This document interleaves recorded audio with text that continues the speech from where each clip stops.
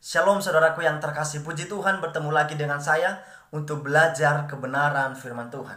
Karena saya percaya firman Tuhan adalah penuntun yang benar bagi kita sebagai orang percaya untuk hidup sesuai dengan kehendak Tuhan dan ketetapan-ketetapannya Tuhan. Amin. Haleluya.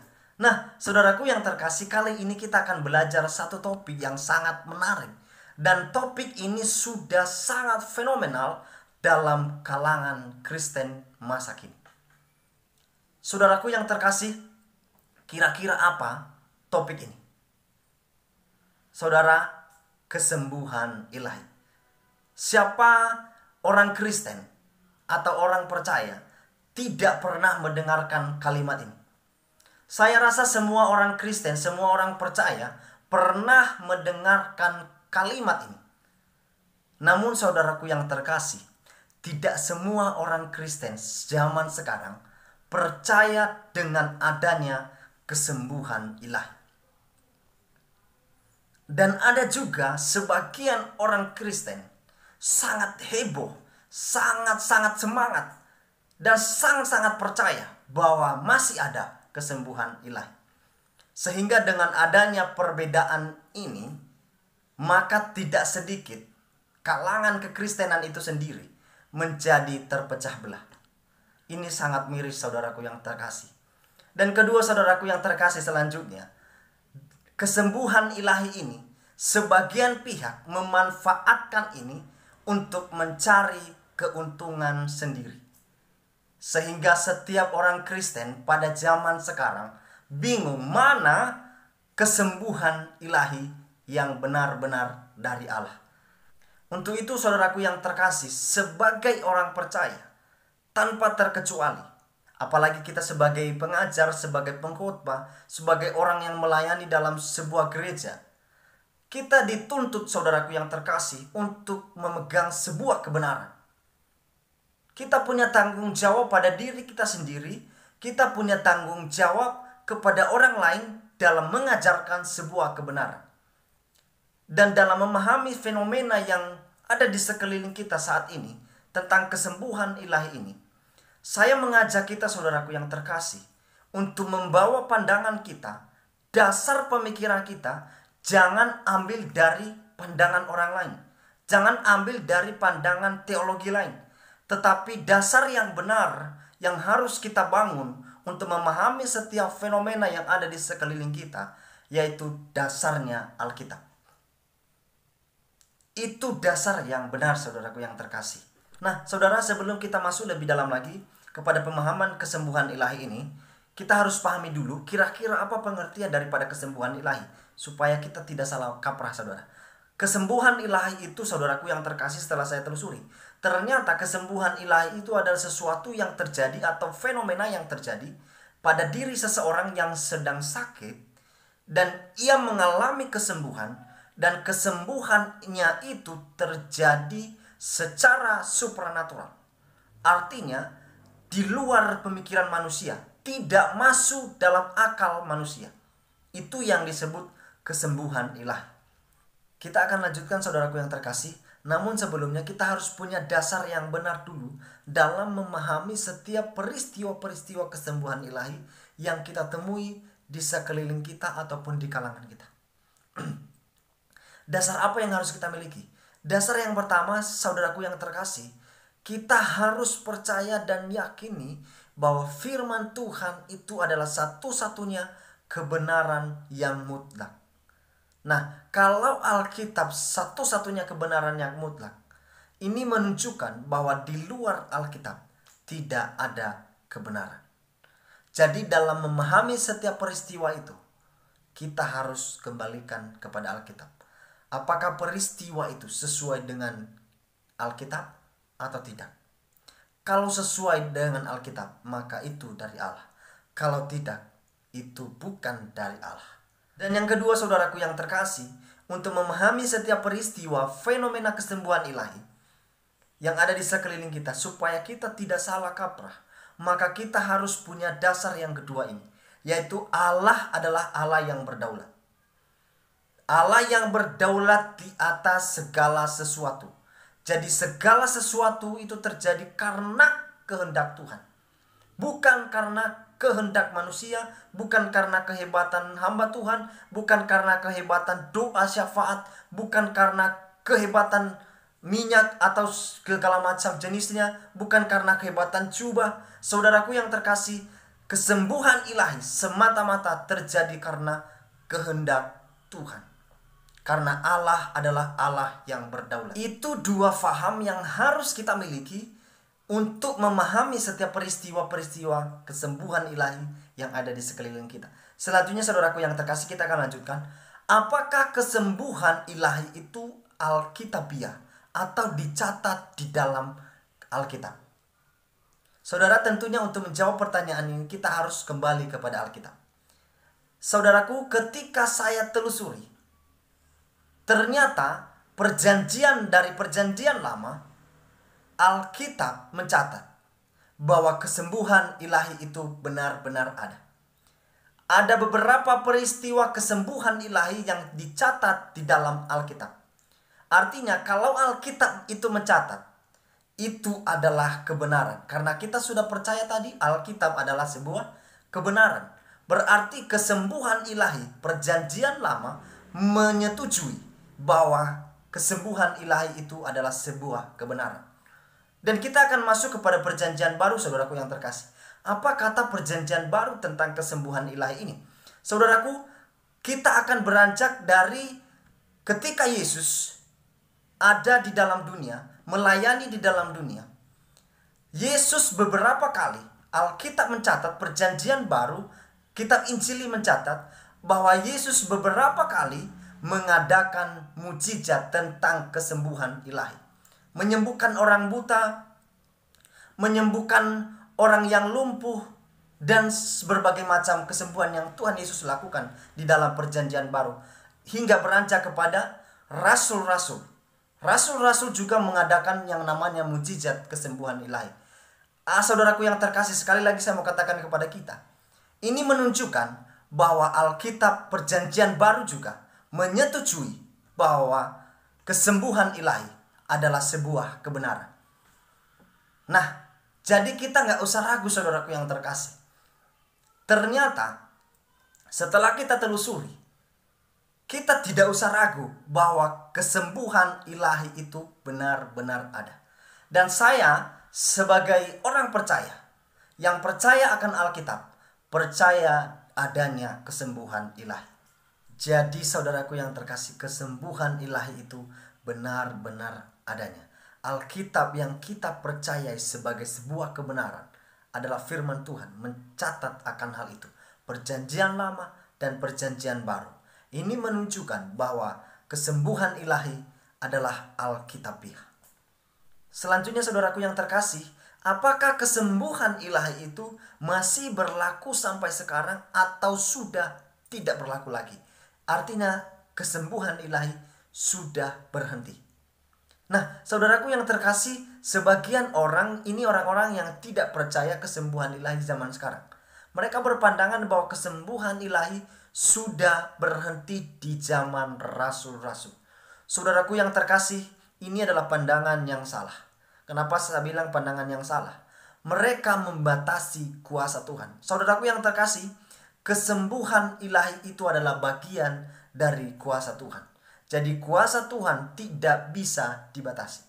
Saudaraku yang terkasih, Alkitab mengatakan Ibrani 13 ayatnya yang ke-8, Yesus Kristus tetap sama baik kemarin maupun hari ini dan sampai selama-lamanya. Yesus Kristus tetap sama. Ini menunjukkan bahwa Yesus tidak pernah berubah. Kuasanya juga tidak pernah berubah. Kalau dulu kesembuhan ilahi itu terjadi, maka sampai sekarang kesembuhan ilahi itu masih berlaku atau masih relevan. Jadi saudaraku yang terkasih, jangan pernah ragu kalau Anda melihat atau menyaksikan kesembuhan ilahi ada di depan mata saudara. Karena itu alkitabiah. Kita akan lanjutkan saudaraku yang terkasih. Apakah setiap fenomena-fenomena kesembuhan ilahi yang kita temui sekarang, kita saksikan, kita dengar dari orang lain, semuanya berasal dari Allah? Ini pertanyaan yang penting, saudara. Itu semua berasal dari Allah atau bukan? Jawaban saya, saudaraku yang terkasih, setiap fenomena-fenomena yang kita alami sekarang, yang kita temui sekarang tentang kesembuhan ilahi ini, ada memang yang dari Allah. Namun saya mau kasih tahu kepada kita, saudaraku yang terkasih, tidak semua itu berasal dari Allah. Kenapa kita harus mempertanyakan hal ini? Karena saudaraku yang terkasih, Alkitab mengajarkan kita 3 poin. Yang pertama, saudaraku yang terkasih, Alkitab mengajarkan kita, mengingatkan kita supaya kita hati-hati dengan nabi palsu. Kita lihat di dalam 2 Korintus pasalnya yang ke-11, ayatnya yang ke-13 sampai 14. Beginilah firman Tuhan, saya akan bacakan kepada kita. Simak baik-baik. Sebab orang-orang itu adalah rasul-rasul palsu, pekerja-pekerja curang yang menyamar sebagai rasul-rasul Kristus. Hal itu tidak usah mengherankan sebab iblis pun menyamar sebagai malaikat terang. Saudaraku yang terkasih, dari sini kita memahami bahwa adanya nabi-nabi palsu. Maka Alkitab mengingatkan kita supaya kita hati-hati. Saudaraku yang terkasih, setiap peristiwa fenomena kesembuhan ilahi yang kita saksikan sekarang sangat-sangat halus. Kita sulit membedakan manakah yang dari Allah dan manakah yang dari kuasa-kuasa gelap atau dari nabi-nabi palsu.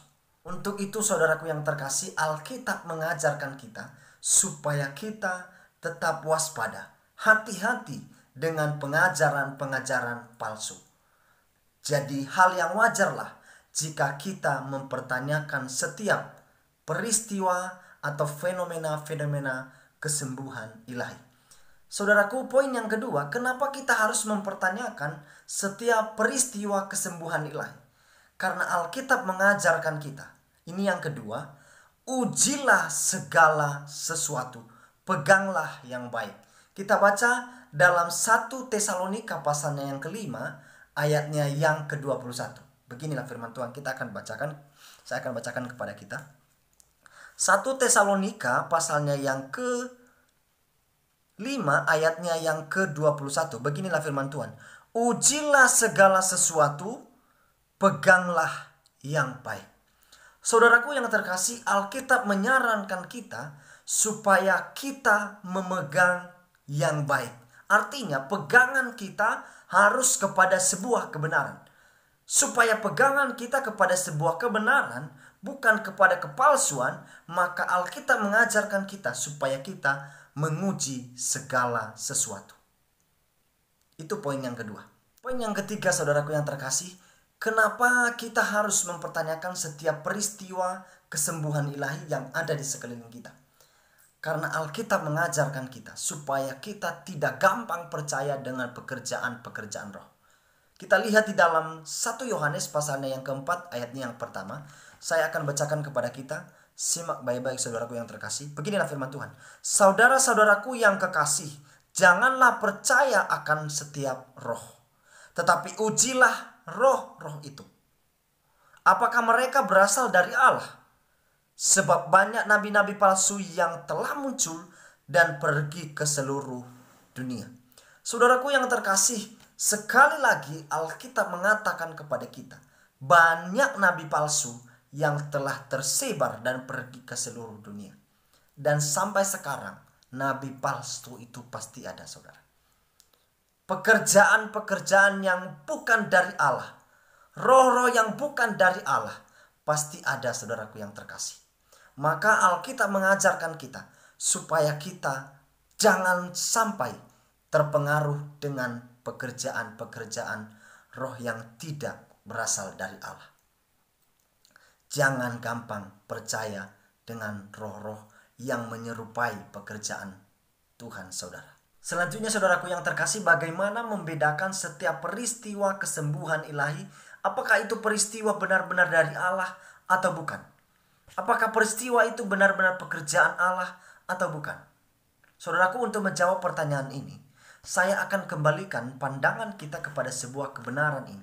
Kita akan tetap percaya apa kata Alkitab, itu yang kita percayai. Saudaraku yang terkasih, untuk membedakan setiap pekerjaan Tuhan dengan pekerjaan yang bukan dari Tuhan. Terkhusus pada peristiwa kesembuhan ilahi ini. Yang pertama yang harus kita ketahui adalah kesembuhan ilahi terjadi karena kehendak Allah. Karena Tuhan menghendaki kesembuhan itu terjadi. Artinya, kalau itu kehendak Allah, ini menunjukkan bahwa itu bukan kehendak manusia. Itu bukan karena kehebatan manusia. Bukan karena kehebatan orang yang menerima kesembuhan. Atau bukan karena kehebatan doa orang yang menerima kesembuhan. Ataupun orang yang mendoakan. Bukan, saudaraku yang terkasih. Namun itu adalah semata-mata karunia daripada Allah yang diberikan kepada manusia tersebut. Dan ada tujuannya. Saudaraku yang terkasih, kebanyakan orang berpandangan bahwa kesembuhan ilahi itu terjadi karena selalu iman yang kuat. Saudaraku yang terkasih, kalau pandangan kita seperti itu, maka semua orang Kristen yang percaya kepada Tuhan selalu menerima kesembuhan ilahi. Namun nyatanya saudaraku yang terkasih, ada sebagian orang yang percaya kepada Tuhan, benar-benar beriman kepada Tuhan, mereka membawa penyakit mereka sampai mati. Pertanyaan saya, apakah mereka tidak memiliki iman? Apakah mereka tidak mempunyai iman yang kuat? Jawabannya tidak, saudara. Karena kesembuhan ilahi tidak ada kaitannya dengan kekuatan iman. Saudaraku yang terkasih, selanjutnya kalau pandangan kita tetap seperti itu, kita melihat bagaimana Paulus berdoa kepada penyakitnya 3 kali kepada Tuhan. Ia memohon kepada Allah supaya penyakit duri dalam dagingnya dicabut oleh Allah. Maka Alkitab mencatat apa yang terjadi. Paulus tidak mengalami kesembuhan. Pertanyaan saya sekali lagi, apakah Paulus tidak memiliki iman sehingga ia tidak mendapatkan kesembuhan ilahi? Saudaraku yang terkasih, sekali lagi, kesembuhan ilahi itu terjadi karena kehendak Allah. Kalau Tuhan kehendaki, maka kesembuhan ilahi itu terjadi. Dan setiap kesembuhan ilahi itu Allah lakukan pasti ada tujuannya. Yang kedua, saudaraku yang terkasih, kesembuhan ilahi yang benar-benar dari Allah tujuannya untuk memuliakan Allah. Jangan salah fokus. Kesembuhan ilahi harus dikembalikan kepada Allah. Itu pekerjaan yang dari Allah. Saudaraku yang terkasih, kita melihat bagaimana Tuhan Yesus ketika ia ada di dalam dunia. Ketika ia melayani di dalam dunia, Tuhan Yesus melakukan setiap mujizat-mujizat, termasuk mujizat kesembuhan ilahi.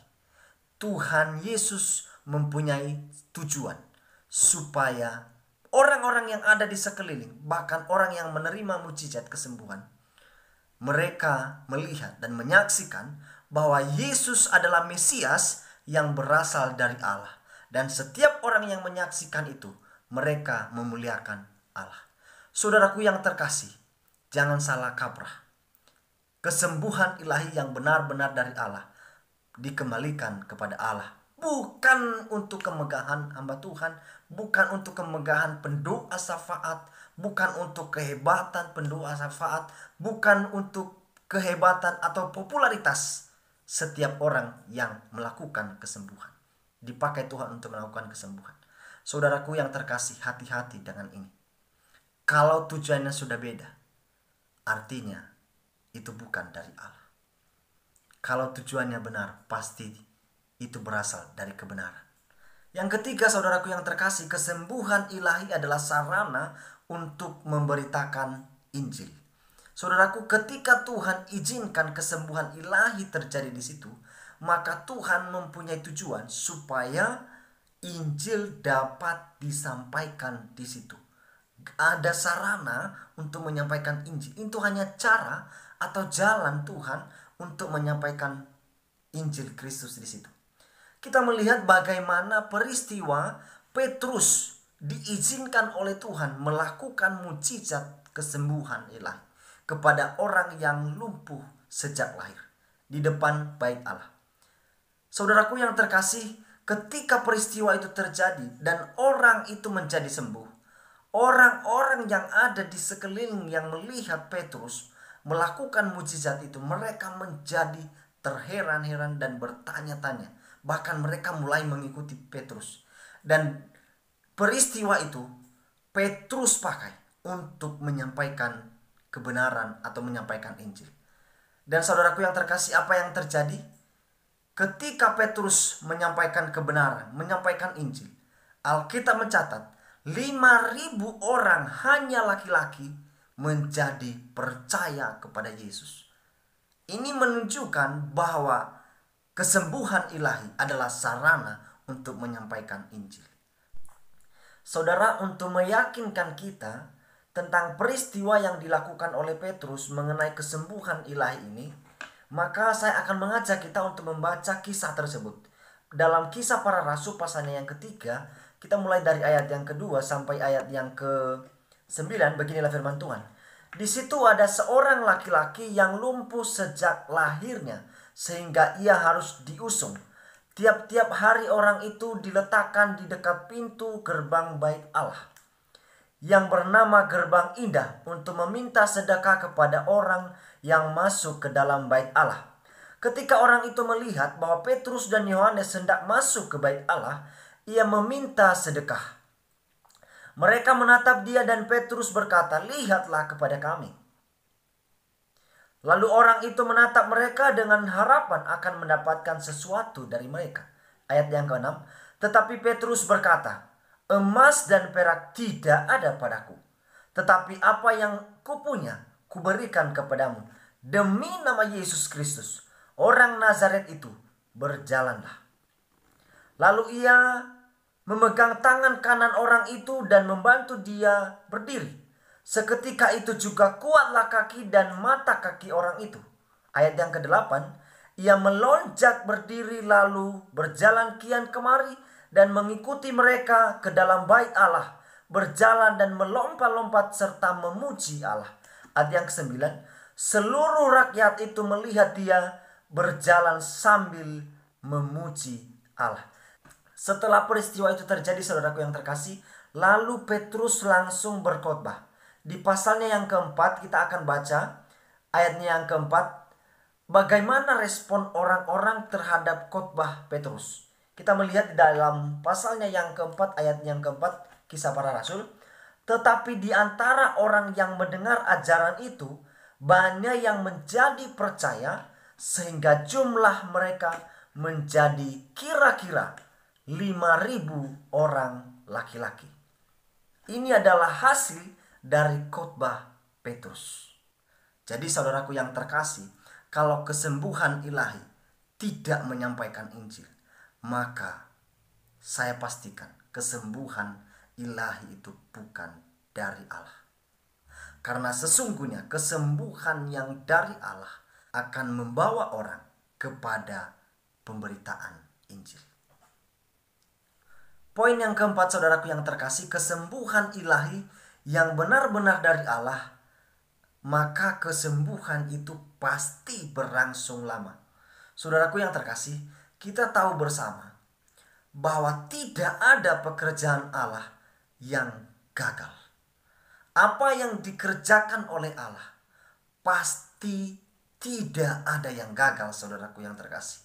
Maka ketika Allah menyembuhkan orang itu, melakukan kesembuhan ilahi, mengaruniakan kesembuhan ilahi dalam kehidupan seseorang, maka kesembuhan yang telah ia terima atau penyakit yang telah lepas dari kehidupannya, maka penyakit itu tidak akan kembali lagi.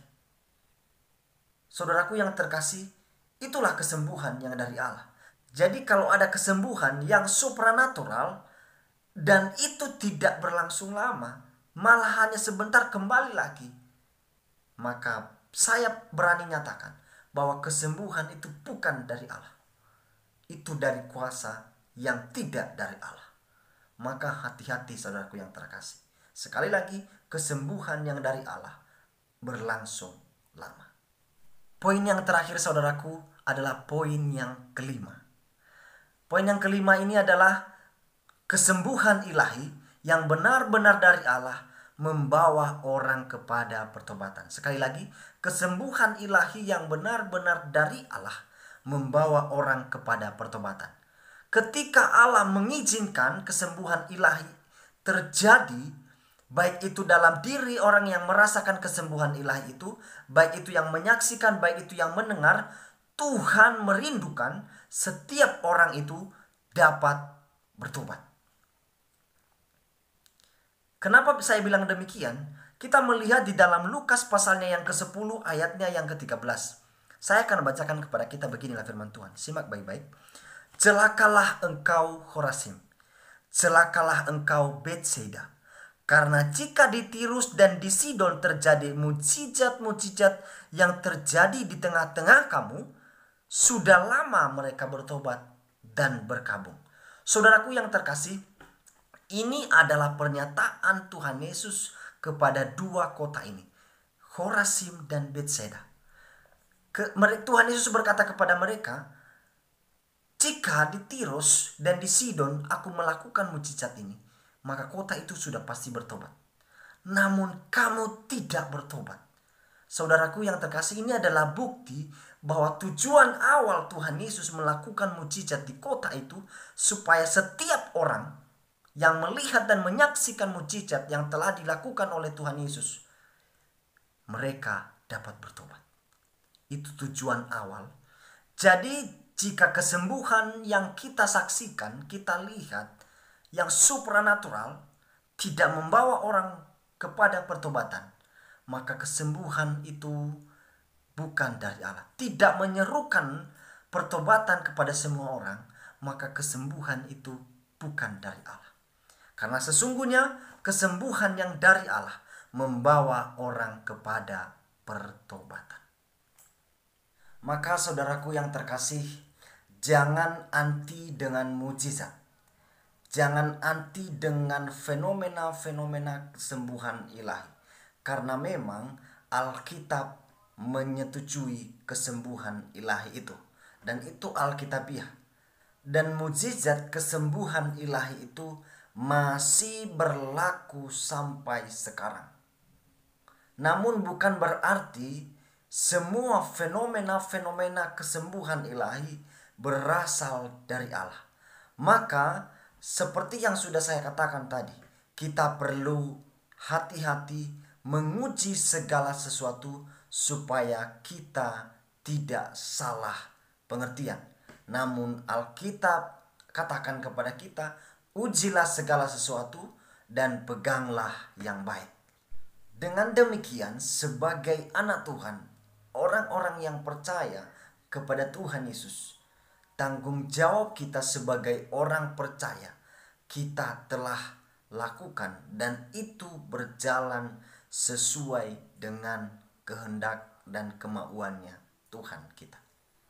Jadi saudaraku yang terkasih, setelah kita menyimak bersama beberapa ciri kesembuhan ilahi yang dari Allah, maka diharapkan setiap orang yang percaya semakin kritis dan bijaksana untuk membedakan mana kesembuhan ilahi yang benar-benar dari Allah atau bukan dari Allah.